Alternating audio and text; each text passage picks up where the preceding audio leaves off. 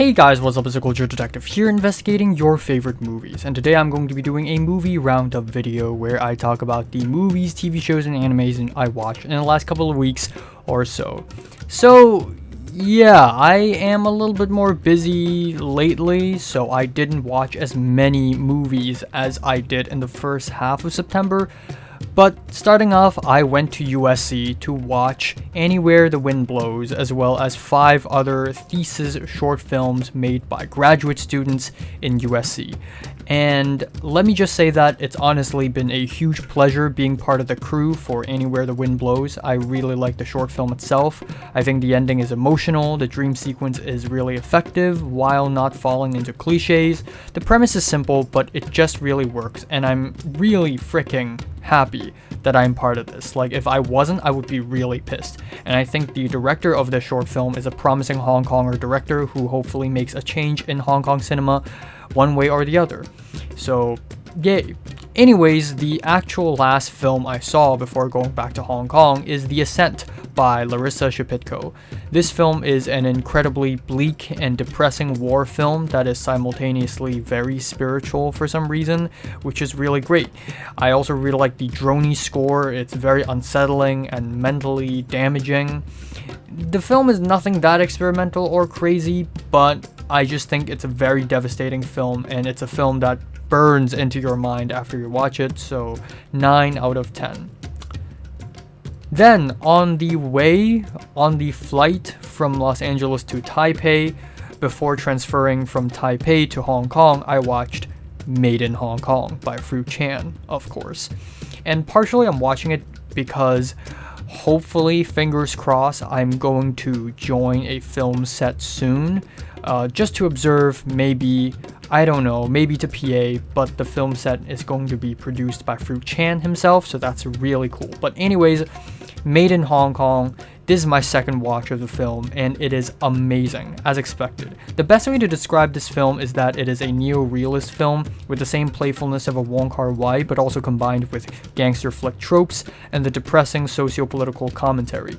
The first half is slow-paced compared to your average Hong Kong film, but this only goes to show that Fruit Chan is playing the long game in this film and has a way greater goal than cheap thrills. 9 out of 10. And of course, the first thing I did after landing in Hong Kong is to watch Monster by Kore-eda Hirokazu. So exactly like last summer in 2022, the first thing I did, literally the first day after I came back to Hong Kong, is to go to the cinemas to watch a Kore-eda film. Last year it was Broker, this year it was Monster, and Monster is even better. This movie is freaking brilliant. It's really cleverly written without trying too hard. It manages to become a bit of a mystery thriller, but slowly turns into an emotional story.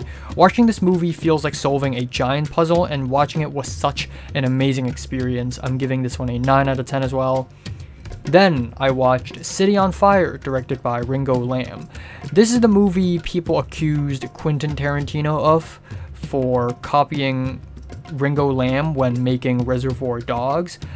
I don't think this movie's as great as Reservoir Dogs though. As far as Hong Kong 80s heroic bloodshed films go, this one is pretty good, but just nowhere near as thrilling or as tightly paced as any John Woo films I've seen. Still, it's a really fun watch. I really enjoyed this one. I'm feeling a 7 out of 10 for this one.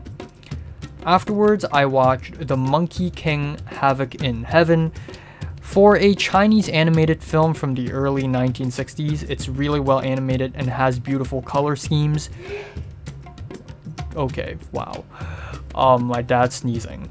But anyways, the score, I like it, but it's a little bit obnoxious. Maybe it's because I'm not used to all the consistent banging and clanging in the percussion. And I feel like I'm kind of in the minority, but I fucking hate the Monkey King. He's just an arrogant, annoying brat, and the film does nothing to justify that. And in the original novel, he's supposed to be justified, but the movie only adapts the first 2 chapters of the novel, which doesn't justify that, so 7 out of 10. Then I finally watched Bottoms by Emma Seligman. I already gave this movie a full-length review, but essentially this movie is really funny. I think Rachel Sennett and Ayo Edebiri has great chemistry. I think the movie isn't mind-blowingly good, but it falls into a lot of high school comedy cliches, which I get it's intentional, but it's just the movie isn't as playful enough to really make it feel fully satire, so it's alright, I guess. 7 out of 10. Then, I finally finished watching Junji Ito Collection, the anime, and honestly, it's not as bad as I thought it is. The OP is fucking terrible, and the animation is god-awful. There are a lot of still images in the anime. The anime also packs a lot of spooky sound effects and spooky music, and it just makes it feel way less spooky. The story themselves are great, however. I really love how Junji Ito can literally make anything scary. Some stories are simple but effective, some are a bit funny and absurd, some are kinda unconventional and experimental, and overall the stories are fantastic. The adaptation, not so much. 5 out of 10. Finally, like 10 minutes ago, I finished watching Lessons in Darkness by Werner Herzog, which is a 1 hour long experimental documentary about the Kuwait oil crisis. And it's a really interesting documentary. This is like the most bare bones, stripped back documentary I've ever seen. The musical choices are majestic, and the narration, while sparse, is biblical, which I really, really love. This is one of the boldest and most artistic documentaries I've ever seen. It's not a very enjoyable watch because most of the documentary just feels like a really slow montage, but the visuals itself is powerful enough, and the accompanying music is freaking insane, and this movie is definitely something to think about. 9 out of 10. So these are the movies, TV shows, and animes I watched in the last few weeks or so. I need to get going now. Thanks for watching. Subscribe if you want more. Bye bye.